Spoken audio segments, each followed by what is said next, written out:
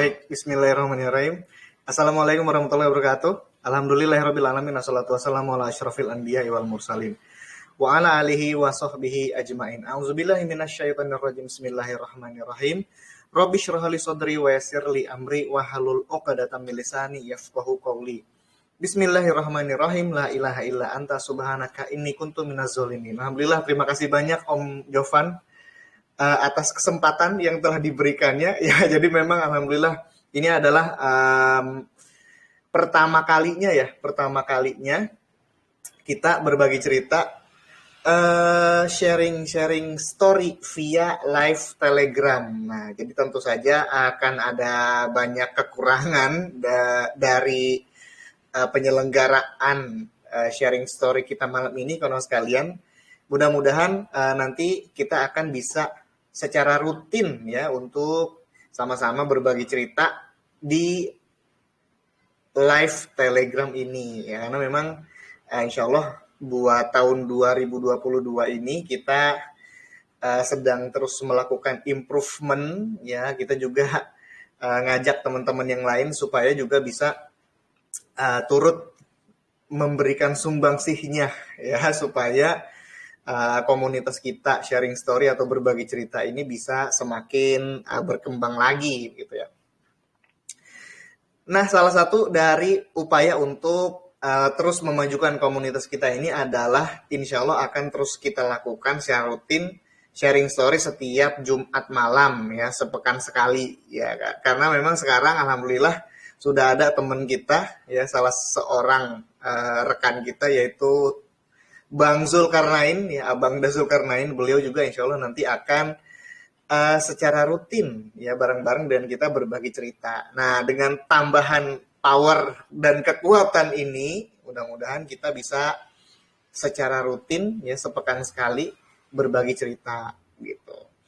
Nah, malam ini kawan-kawan sekalian insya Allah akan sama-sama kita ungkap tentang sosok pahlawan ya. Pahlawan ini bertopeng hitam, berjubah hitam juga, yang tak lain dan tak bukan yaitu bernama Zorro ya. Zorro ini kawan sekalian tentunya sudah kita kenal bahwa dia itu adalah seorang aristokrat ya pada siang hari. Jadi dia seorang bangsawan, seorang yang memiliki harta kekayaan dan jabatan yang mentereng ya. Dia seorang don itu kalau masa-masa abad pertengahan zaman feodal Spanyol, yaitu semacam bangsawan ya, orang yang memiliki kedudukan tinggi, selain itu juga memiliki tanah-tanah yang luas, juga memiliki harta kekayaan yang melimpah ruah. Nah, jadi pada siang hari Zorro ini adalah seorang bangsawan, seorang don. Dia memiliki sifat yang cuek ya, tidak peduli. Dia juga playboy kayak gitu ya. Nah, jadi nama aslinya adalah Don Diego de la Vega ya gitu. Dan selain itu ternyata dia memiliki identitas ganda ya yang sangat bertolak belakang.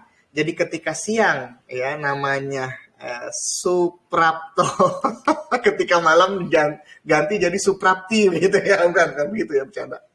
Bukan seperti itu kan mas kalian ya. Jadi bukan identitas ganda seperti banci-banci kaleng di luar sana ya. Ketika siang dia lain, malam lain lagi. Bukan begitu ya. Tetapi memang ketika siang dia menjadi seorang aristokrat yang cuek, ya, kaya raya, tidak peduli dengan kehidupan rakyat jelata. Tetapi pada malam hari ya dia berubah 180 derajat menjadi pembela rakyat. Wow gitu. Menjadi pembela rakyat, menjadi pahlawan bertopeng, dan dia menyembunyikan identitasnya di balik topeng dan jubah hitam itu. Dia juga jago main pedang, ya kan, jago akrobat, pemberani dan tangguh begitu. Nah, itulah yang kita kenal sebagai sosok Zorro. Nah, sebelumnya saya coba share screen dulu ya. Ini dia slide-nya. Nah, ini dia. Kelihatan ya? Nah, ini dia. Zorro, kawan-kawan sekalian, ya, adalah sebuah karakter, ya, sebuah karakter fiksi tentu saja, yang yang banyak sekali telah diangkat ke dalam film-film layar lebar. Ya, misalnya yang dirilis tahun 1920 itu dibintangi oleh Douglas Fairbanks. Inilah film Zorro yang pertama, judulnya The Mark of Zorro. Berikutnya ada juga judul yang sama nih, The Mark of Zorro juga, tapi rilisnya tahun 1940 yang main Tyrone Power, ya, Tyrone Power. Nah, berikutnya ini yang rilis tahun 1957 sampai 1959. Ini series, ya, series dibintangi oleh Guy Williams. Nah, judulnya Zorro. Berikutnya, nah ini yang saya sangat suka sekali ya, Zorro ini. Saya termasuk fansnya Zorro ini. The Mask of Zorro yang rilis tahun 1998 dibintangi oleh Antonio Banderas. Saya rasa yang paling cocok memerankan Zorro ya memang Antonio Banderas ini ya, karena dia punya darah Spanyol begitu, ganteng juga ya kan, tangkas juga, tegap juga. Nah jadi memang kalau menurut pandangan subjektif saya, dialah yang paling pas cocok untuk memerankan sebagai Zorro. Nah berikutnya ini agak lama, adalah lanjutan filmnya ini, yaitu The Legend of Zorro yang rilis tahun 2005. Jadi memang agak lama ya, tahun 98 yang pertama itu The Mask of Zorro. Lanjutannya The Legend of Zorro rilisnya 2005. Nah, jadi memang masih melanjutkan kisah dari The Mask of Zorro. The Legend of Zorro itu film yang peristiwanya menurut cerita adalah 9 tahun setelah peristiwa di The Mask of Zorro, ceritanya begitu. Nah, jadi memang sudah banyak sekali diangkat ya, bukan cuma film-film yang tadi saya sebut, bahwa karakter Zorro ini sudah banyak diangkat ke dalam berbagai media, ya baik series maupun film layar lebar begitu. Nah, ternyata ya kalau misalnya kita telusuri, Zorro itu pertama kali muncul dalam sebuah cerita ya, novel karya Johnston McCulley, yaitu bapak-bapak tua yang pakai kacamata ya. Itulah dia yang pertama membuat karakter Zorro ini dalam novelnya yang berjudul The Curse of Capistrano. Ya, The Curse of Capistrano, kutukan seorang kapiten. Capistrano itu kapiten. Kutukan seorang kapiten, The Curse of Capistrano. Nah, jadi memang ketika itulah ya dia menulis tentang adanya seorang pahlawan bertopeng, ya, pakai topi, pakai jubah hitam, itu bernama Zorro tahun 1919. Nah, jadi pertama kali karakter Zorro yang merupakan seorang pahlawan bertopeng, berjubah, berbaju hitam, ya, kemudian dia memiliki kehidupan ganda, yang siangnya sebagai aristokrat bangsawan muda sekaligus kaya raya, tetapi malamnya menjadi seorang pahlawan pembela rakyat bertopeng ya, itu adalah dari karyanya Johnston McCulley ini. Nah, ternyata ya para cendekiawan, salah satunya adalah Dr. Fabio Trancorelli, ini adalah seorang sejarawan dari Italia ya. Dia ternyata meneliti karya-karya si Johnston McCulley ini. Nah, ternyata memang si Johnston McCulley ini sangat suka sekali mengangkat kisah-kisah yang basic story-nya adalah pahlawan yang memiliki kehidupan ganda gitu. Kehidupan ganda yang dia itu siangnya jadi apa gitu ya. Nah, malamnya dia nyamar jadi apa gitu-gitu ya. Nah, biasanya memang pola-pola ceritanya Johnston McCulley ini seperti itu umumnya ya. Nah, ternyata setelah ditelusuri lagi lebih lanjut, ternyata ya, Johnston McCulley ini mengangkat banyak sekali ceritanya dari catatan-catatan seorang politisi maupun seorang sejarawan Spanyol abad ke-19 yang namanya Vicente Riva Palacio. Nah, ceritanya Vicente Riva Palacio ini juga seorang penulis sekaligus seorang aristokrat, seorang politisi juga ya dari Spanyol. Nah, Vicente Riva Palacio ini kawan sekalian ternyata dia memiliki kegemaran ya untuk meneliti arsip-arsip, naskah-naskah dan catatan-catatan yang berasal dari masa Inkuisisi Spanyol ya pada abad-abad pertengahan. Nah, dari catatan-catatan dan arsip-arsip yang dia dengan tekun menelitinya ya satu persatu begitu, dia banyak sekali mengambil inspirasi dari situ begitu. Ya, nah Vicente Riva Palacio meneliti dan menulis tentang Mahkamah Inkuisisi di Spanyol dan dia menemukan seorang tokoh sejarah yang bergerak seperti Zorro. Ya, dari naskah-naskah Inkuisisi itu dia menemukan nama seorang tokoh. Ya, inilah dia Don Guillén de Lombardo y Guzmán. Nah, ada yang nyebut Lombardo, ada yang nyebut Lampard. Ya, Lampard. Don Guillén de Lombardo y Guzmán, lahir tahun 1611,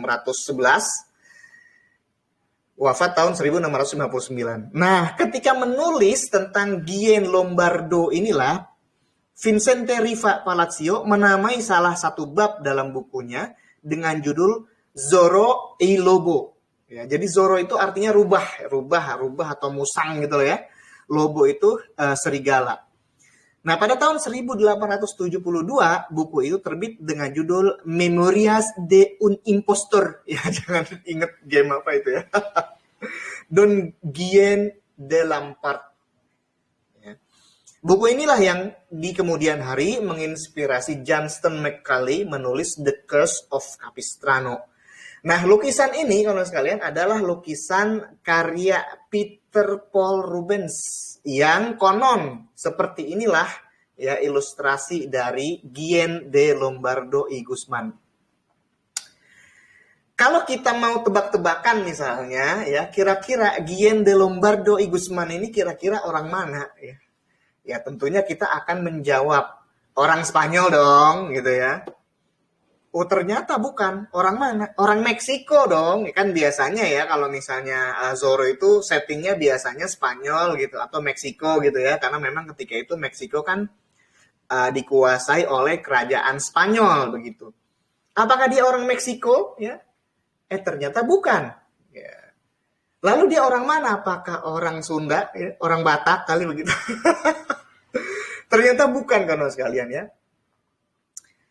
Ternyata ya Guillén de Lombardo y Guzmán ini adalah orang Irlandia ternyata ya dia yang nama aslinya adalah William Lamport ya. William Lamport ini kawan-kawan sekalian adalah seorang petualang Irlandia. Dia jadi kelahiran Irlandia, nggak ada darah Spanyolnya sama sekali begitu. Ya, nah jadi ceritanya memang dia seorang petualang. Ya, ketika masih remaja dia adalah seorang Katolik yang taat yang lahir di Wexford, Irlandia, ya pada tahun 1611. Ada juga yang menyebut 1615, gitu ya. Nah. Jadi ceritanya memang si William, nama aslinya William ya, William nanti akan kita ungkap kenapa kok jadi Guillén atau Guillén ya. Jadi nama aslinya dia itu William kan, Irlandia itu kan deket-deket sama Inggris ya, jadi mirip-mirip Inggris ke Inggris-Inggrisan gitu lah namanya kan. William Lamport sebenarnya namanya ya. Nah, William Lamport ini adalah seorang anak kelahiran keluarga Katolik yang taat.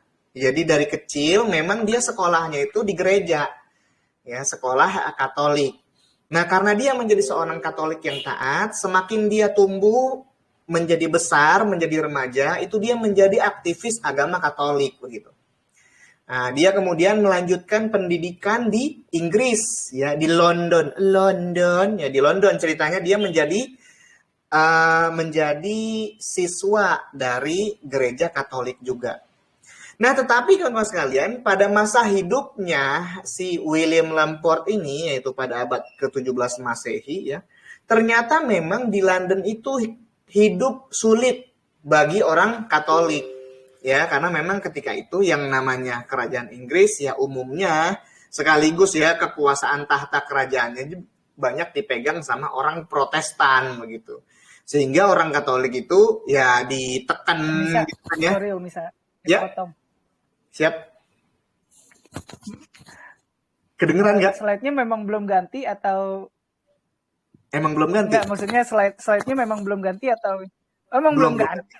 Emang belum Enggak, ganti? maksudnya di saya masih slide yang pertama. Oh, udah ganti nih. Oh, oke. Siap. Oh, Udah gambar lukisan enggak, di Don saya masih Gien slide pertama. de Lombardo e Guzman. Kelihatan Bisa ya? di slideshow mungkin Om. Slideshow. Di slideshow, oke. Udah ya? Nah, di slideshow. Bisa gak? Udah. Nah, ini udah nih. Nah, gitu. Oke. Tadi belum. Oke, siap. Oke, udah ya. Potong. Siap. Nah, jadi pagi-pagi. Kok jadi pagi-pagi, malam-malam. Jadi si William Lamport ini, kawan-kawan sekalian, dia itu pada masa remajanya pindah ke London, tujuannya mau sekolah Katolik. Tapi kemudian ketika dia di London, malah ditekan sama pemerintahan kerajaan yang ketika itu memang banyak dipegang oleh orang-orang Protestan. Ya, tapi dia karena emang udah jadi seorang aktivis Katolik, ya udah dia bagi-bagiin selebaran agama Katolik, malah ditangkap kan, kemudian dijebloskan ke penjara ya. Nah, ketika dijebloskan ke penjara inilah kemudian kawan-kawan sekalian dia lalu hendak dikirim ya ke tempat pengasingan begitu. Nah, ketika dia hendak dikirim ke tempat pengasingan itu, kapal yang dia tumpangi untuk menuju tempat pengasingan tadi ternyata disatroni bajak laut. Ya. Disatroni bajak laut karenanya kemudian kapalnya itu diserang. Ya, kemudian diambillah harta benda yang ada di kapal itu. Nah, tetapi memang si William Lamport masih selamat ya karena dia menyerah ya dan akhirnya dia menjadi anak buah dari bajak laut itu. Sehingga kemudian ya pada usia remaja kira-kira 2 tahunan si William Lamport ini jadi bajak laut begitu. Nah, karena memang dia adalah seorang Katolik yang taat gitu ya, yang memang seorang Katolik yang taat ini ya akan selalu ya, mengedepankan kebaikan gitu ya, moral seperti itu, maka kehidupan sebagai seorang bajak laut tentu saja sangat mengganggunya ya.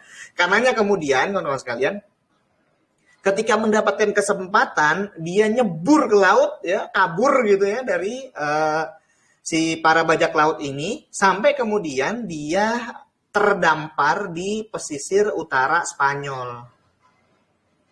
Ya, dia terdampar di pesisir utara Spanyol. Nah, ini saya udah pindahin slide lagi ya.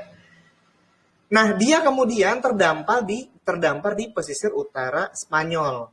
Nasib kemudian ya membawanya ke hadapan para bangsawan dan pembesar-pembesar tahta Spanyol yang kemudian dia menjadi orang kepercayaan dari Count Duke Olivares. Lah inilah Count Duke Olivaresnya lukisannya.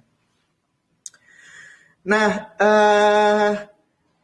Dr. Fabio Trancorelli juga menjelaskan bahwa ketika masa-masa hidupnya di Spanyol itulah dia kemudian ya menjadi orang yang banyak disenangi gitu oleh para bangsawan Spanyol. Ya, jadi ketika dia terdampar di Spanyol itu, dia kemudian mengganti namanya yang tadinya kan William Lamport, sangat Inggris namanya gitu ya. Nah, dia ganti namanya itu menjadi berbau-bau Spanyol. Nah, namanya itu jadinya Guillen. Jadi William itu dalam lidah orang Spanyol Guillen. Guillen de Lombardo atau Guillen de Lombard atau Guillen de Lamport ya, Lombardo begitu. I Gusman. Nah, Gusman ini adalah keluarga ya yang awal-awal mengasuh dia begitu. Nah, jadi dia kemudian ya menjadi orang yang amat dipercayai gitu oleh Count Duke Olivares. Dia banyak melaksanakan tugas-tugas dari bangsawan ini, yang umum diantaranya itu adalah dia menjadi mata-mata. Dia menjadi mata-mata dan menjadi orang yang ditugaskan untuk mengawasi sesuatu gitu. Nah, jadi memang kepiawaian dia untuk menjadi seorang Zorro gitu ya, itu memang sudah diasah ya dengan tugas-tugas yang selalu dia laksanakan, yaitu menjadi mata-mata gitu. Nah, kemudian kawan-kawan sekalian, nah ini ada satu lompatan besar dalam hidup William Lamport atau Don Guyen de Lombardo ini. Ya, kita sebut William Lamport aja ya. Nah, si William Lamport ini kemudian mendapatkan tugas dari tahta Spanyol ya, dari Raja Spanyol untuk berangkat ke Meksiko. Ya, jadi ceritanya memang kan pada abad 17 itu kekuasaan Spanyol, kekuasaan kerajaan Spanyol dan wilayah kekuasaannya itu terbentang luas, bukan hanya di Spanyol aja, tetapi juga di kawasan Amerika ya, Amerika Tengah dan Amerika Selatan. Salah satunya adalah di kawasan Meksiko begitu. Nah, dia kemudian bersama utusan-utusan raja yang lain, si William Lamport ini berlayarlah dari Spanyol ya kan menuju Meksiko. Nah, ceritanya dia mendapatkan tugas khusus dari si Duke Olivares itu untuk melihat secara real, secara nyata. Ya, katanya ada laporan-laporan bahwa rakyat yang ada di Meksiko itu banyak ditindas oleh para penguasa ya, wakil-wakil pemerintah kerajaan Spanyol yang berkuasa di Meksiko itu. Nah, kamu lihat nih secara real begitu ya, bener apa enggak gitu. Nah, akhirnya dia dengan tugas itu ya, dia kemudian berangkat ke Meksiko bersama para viceroy atau utusan raja yang lain. Nah, sesampainya di Meksiko, kawan sekalian, nah dia melaksanakan tugas dengan baik. Betul sekali ya, kalau misalnya dia telusuri itu kawasan Spanyol, dia lihat sidak gitu lah ya, kesono kemari begitu. Nah, dia ternyata memang betul menemukan bahwa terjadi penindasan dan kesewenang-wenangan yang dilakukan oleh pemerintah kerajaan Spanyol atas rakyat, khususnya ya orang-orang Indian, katanya begitu, khususnya orang-orang Indian. Itu banyak ditindas ya, dirampas hartanya gitu-gitu. Nah, makanya kemudian karena emang tugasnya dia seperti itu, kemudian dia mengirimkan laporan yang sebaik-baiknya, yang sedetil-detilnya ya, tentang kondisi yang dia saksikan pada saat itu. Bahwa memang betul terjadi penindasan, perampasan ya terhadap rakyat. Nah, tetapi ternyata dia bukan hanya berhenti sampai mengirim laporan saja. Ternyata dia berbuat lebih jauh dari itu. Apa?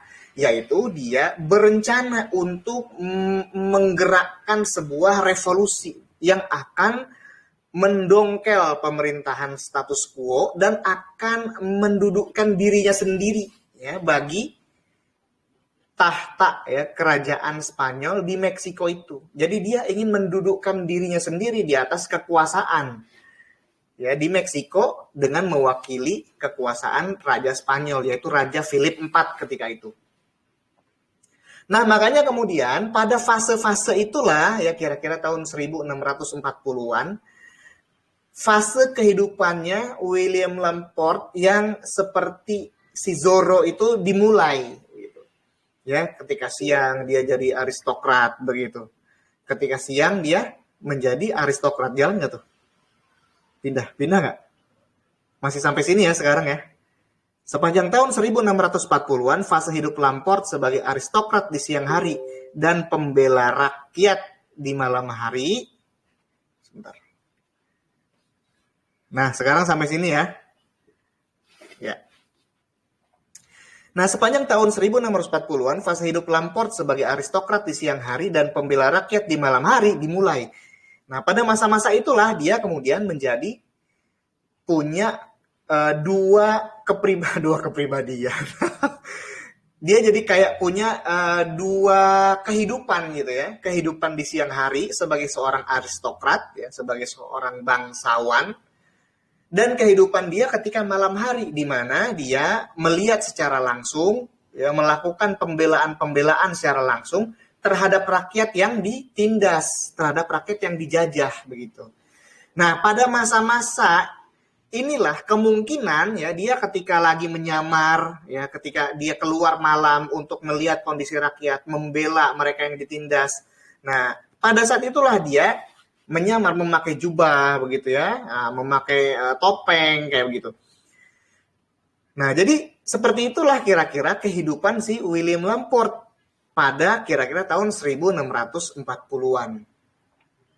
Nah, kemudian kawan-kawan sekalian nih, kira-kira ya pada tahun 1642 ya kira-kira pada 22 jam 22.30 malam ya. Jadi dia kan ingin menginisiasi ya sebuah pemberontakan gitu kan. Kemudian dia melakukan perekrutan, menyusun kekuatan, menyebarkan opini-opini ya, menyebarkan ya kalau menurut pemerintah Spanyol ya status quo pada saat itu hasutan katanya begitu ya. Nah, jadi dia meyakinkan orang-orang yang bisa dia percayai begitu untuk membantu dia melakukan pemberontakan ya. Tetapi ternyata sesuatu yang harusnya dia rahasiakan yaitu rencana pemberontakannya dia malah bocor ya. Bocornya gimana? Bocornya itu adalah ketika dia memberitahu seseorang ya seorang perwira militer itu namanya Kapten Mendes ceritanya gitu. Ketika dia memberitahukan rencana dia untuk melakukan pemberontakan kepada Kapten Mendes, dia mengira si Kapten Mendes ini bisa dipercaya dan akan membantu dia melakukan pemberontakan. Rupanya Kapten Mendes bukannya membantu malah ngebocorin, nggak beres ini Kapten Mendes ya. Nah, gara-gara dibocorin sama Kapten Mendes, kira-kira pada 22.30 malam, tanggal 26 Oktober 1642, William Lamport ditangkap dan dijebloskan ke dalam penjara dengan tuduhan menghasut. Nah, itu menghasut. Ya. Dengan tuduhan menghasut. Kenapa menghasut? Ya iya kan karena dia ingin menggalang opini, menggalang kekuatan massa begitu untuk melakukan pemberontakan terhadap ya kekuasaan yang ketika itu memegang kendali atas Meksiko begitu. Nah, dia ingin mendudukkan dirinya sendiri begitu di atas kekuasaan di Meksiko begitu. Nah, kemudian dia dijebloskan ke dalam penjara. Kalau misalnya kita melihat bahwa Zorro itu misalnya mampu untuk akrobat gitu ya, kemudian dia jago meloloskan diri. Nah, kemampuan dalam meloloskan diri yang dimiliki oleh William Lamport itu kelihatan di sini ketika dia di penjara ya. Itu dia berhasil meloloskan diri. Nah, jadi pada satu malam Natal tahun 1650 itu setelah beberapa tahun di penjara berarti dia masuk penjara tahun 1642 kira-kira 8 tahun kemudian tahun 1650 begitu. Malam Natal ya bersama seorang teman satu kamar penjara itu namanya Diego Pinto. Dia berhasil meloloskan diri, dia berhasil kabur dari penjara itu begitu. Nah, salah satu triknya adalah dia memang memilih malam Natal, yang mana malam Natal itu kan orang-orang ya senengnya di rumah gitu kan ya. Nah, kemudian kondisinya sepi, kondisinya juga hikmat begitu. Para sipir penjara juga kemungkinan tidak berjaga secara maksimal namanya malam Natal gitu kan. Nah, maka kemudian pada saat malam itulah dia melarikan diri. Dia meloloskan diri pada malam Natal itu. Ya, bahkan lebih dari itu, dia melakukan aktivitas pelolosan diri tadi ya dengan cara yang dipandang oleh kebanyakan orang sebagai cara-cara supranatural. Ya, dia kayak bisa menembus tembok. Kenapa begitu? Sebab ternyata ya pagar-pagar penjara itu ya menurut beberapa kesaksian, beberapa sumber itu ternyata masih digembok katanya. Ya, tapi ternyata si Lamport berhasil kabur begitu. Nah, ketika Lamport berhasil kabur, gegerlah itu ya Meksiko, dicari kemana-mana dan berkembanglah kemudian opini bahwa Lamport telah melakukan aktivitas sihir, aktivitas heretik, ya, yaitu dengan menggunakan kekuatan-kekuatan gaib dia mampu menembus tembok. Makanya kemudian yang bertindak berikutnya adalah Mahkamah Inkuisisi. Nah ini, memang Mahkamah Inkuisisi ini kawan-kawan adalah sebuah institusi keagamaan Katolik gitu, yang sangat ditakuti di Spanyol pada masa itu. Ya. Nah yang kemudian bergerak adalah Mahkamah Inkuisisi. Tak lama kemudian kawan-kawan sekalian, William Lamport berhasil ditangkap lagi. Ya, dia berhasil ditangkap lagi dan kemudian dijebloskan ke dalam penjara. Dihadapkan kepada Mahkamah Inkuisisi. Ya, dituduh melakukan heretik, melakukan sihir. Sebab mampu menembus tembok, begitu dia bilang ya. Nah, akhirnya kemudian vonis pun dijatuhkan kepada William Lamport, yaitu vonis dibakar, dihukum mati dengan cara dibakar, yaitu kematian sebagaimana kematian para penyihir dengan cara dibakar.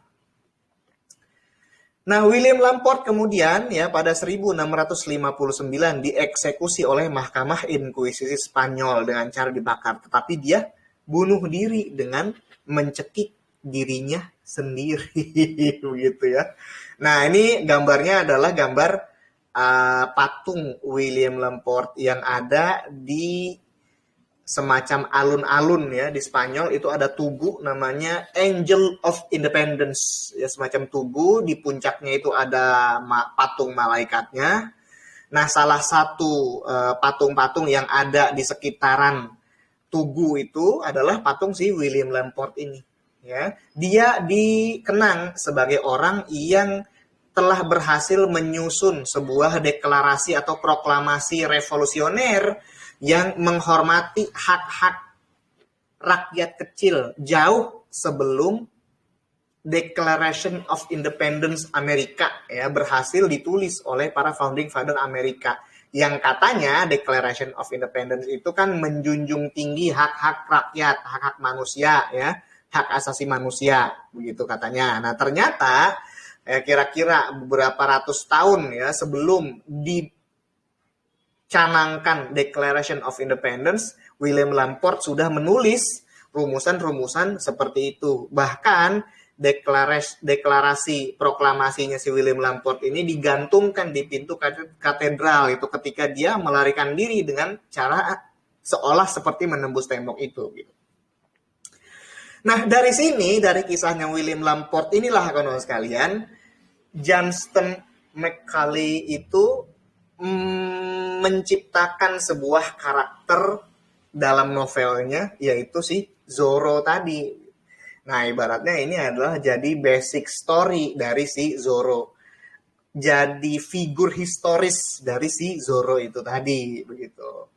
Nah, memang ya di dalam kehidupan nyata ada juga orang-orang yang berjuang dengan cara-cara seperti itu.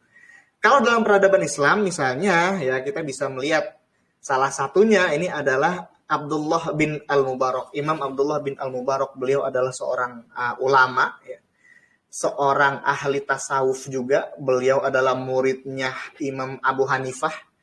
Selain itu beliau juga adalah muridnya Imam Sufyan As-Tsauri. Ya, beliau seorang ahli tasawuf sekaligus seorang ahli fikih. Ya, bahkan beliau mendapatkan gelar Amirul Mukminin fil Hadis. Ya. Beliau mendapatkan gelar sebagai seorang Amirul Mukminin dalam ilmu-ilmu hadis, sebab beliau adalah juga seorang ahli hadis, ya, hafal banyak sekali hadis begitu. Nah, tetapi bukan hanya itu, ya, beliau terkenal sebagai seorang yang lemah lembut, seorang yang sangat santun ya. Nah, tetapi beliau juga dikenal sebagai seorang yang gagah perkasa. Nah, pada suatu kali ini terjadi, pernah ada sebuah pertempuran antara kaum muslimin dengan pasukan Nasrani, pasukan Kristen ya. Nah, ketika itu salah seorang jagonya pasukan Kristen maju untuk menantang berduel. Prajurit Kristen ini gede badannya, ya, kemudian senjatanya juga mematikan, gerakannya tangkas, pandai menunggang kuda begitu. Kemudian dia juga dilindungi oleh baju zirah yang tebal begitu ya. Nah, ketika itu pasukan kaum muslim ditantang. Ayo mana sini? Katanya kamu kan kalau misalnya mati masuk ke dalam surga, sini maju sama saya biar saya anterin ke surga. Katanya begitu ya. Sesumbarnya ya kesatria Kristen ini. Nggak ada yang maju tuh. Kenapa nggak ada yang maju? Ya ngeper juga ini. Yang maju dari musuh adalah orang yang gagah perkasa, badannya gede gitu. Tetapi kemudian, kalau sekalian, dari barisan belakang pasukan kaum muslimin, majulah seorang kesatria. Nggak ada yang tahu dia siapa. Kenapa? Sebab dia memakai topeng, ya, memakai cadar. Yang kelihatan matanya doang, begitu. Kalau misalnya dilihat ya dari perawakannya, si kesatria ini badannya dibilang gede, nggak gede-gede amat gitu, biasa-biasa aja. Kudanya juga ya, kuda Arab biasa yang ukurannya juga nggak gede-gede amat. Ya kalau misalnya dilihat sama si kesatria Kristen ya, yang maju tadi, ya diketawain lah, diremehkan lah. Tetapi kemudian si kesatria bertopeng ini mengadu kekuatan. Ternyata tangkas juga ya, kesatria bertopeng ini tangkas sekali. Dan akhirnya ya si kesatria bertopeng ini berhasil mengalahkan kesatria Kristen yang besar badannya dan gagah perkasa itu tadi. Pasukan kaum muslimin kemudian bersorak kegirangan karena menang kesatria bertopeng ini ya. Kemudian dia berhasil membangkitkan semangat jihad dan berhasil mendongkrak moral kaum muslimin. Setelah pertempuran berakhir, dia kembali ke barisannya di belakang. Ya, nggak ada yang tahu dia siapa, nggak ada yang tahu. Nah, sampai kemudian ya salah seorang prajurit yang penasaran, ini siapa sih ini? Rendah hati banget ya, nggak ada yang tahu sama sekali. Akhirnya dia kemudian memberanikan diri membuka topengnya, membuka sadarnya. Ternyata Imam Abdullah bin Al-Mubarak. Ya, ternyata Imam Abdullah bin Al-Mubarak. Yang sebenarnya kalau misalnya ya dilihat ya dari berbagai opini prajurit ketika itu, nggak pernah tuh Imam Abdullah bin Al-Mubarak ikut dalam ekspedisi jihad fisabilillah ya. Dia biasanya baca kitab gitu ya, kemudian mengajar. Jadi kayak nggak pernah berjihad. Tapi ternyata ya, dia selalu ikut dalam berbagai aktivitas jihad fisabilillah, tapi nggak ketahuan. Pakai topeng selalu ya. Karena dia ingin menjaga hatinya, menjaga supaya tidak sombong, tidak ria, begitu kan sekalian. Nah, ada juga ya pahlawan Islam yang ketika bertempur, ketika berperang, mengadu kekuatan, dia memakai topeng. Subhanallah bihamdi. Nah, kawan sekalian, seperti itulah sedikit kisah ya yang bisa saya bagi malam ini.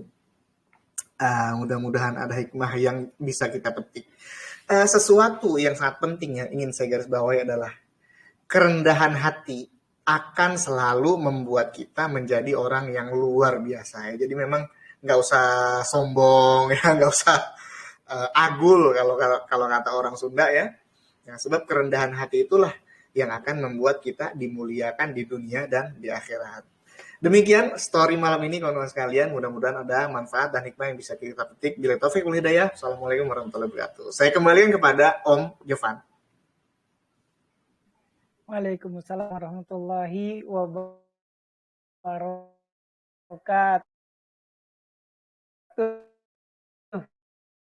Wah, subhanallah ya bisa singkat, padat, dan jelas. Berisi tentunya, berisi banget itu. Mudah-mudahan nanti rekamannya bisa kita share ya. Kita coba lihat dulu nih buat teman-teman. Tapi kayaknya apa nggak usah di-share aja. Coba boleh dong teman-teman yang nyimak. Silahkan di voting di grup Telegram ya. Silahkan aja. Kalau memang banyak yang bilang nggak usah di-share, nggak akan saya share tuh. Nggak akan kita share. Biar pada ikut live-nya gitu ya. Biar ada penasaran. Wah, pekan depan apa lagi ya? Nah, kayak gitu ya. Mantap. Insya Allah. Nah, berhubung dengan kisah tentang Zoro ini, teman-teman kalau ada yang mau diskusi atau teman-teman ada yang mau nambahin juga boleh. Nah, kalau di saya ini jadi teringat tentang pejuang-pejuang yang ada di Palestina saat ini ya, Kang saya. Yang bukan, iya Palestina ya, yang di Gaza Betul, ya, betul, dan betul. Hamas gitu ya. Salah satu syarat untuk menjadi pejuang Hamas itu kan dia nggak boleh kelihatan wajahnya, dia nggak boleh ketahuan identitasnya itu siapa.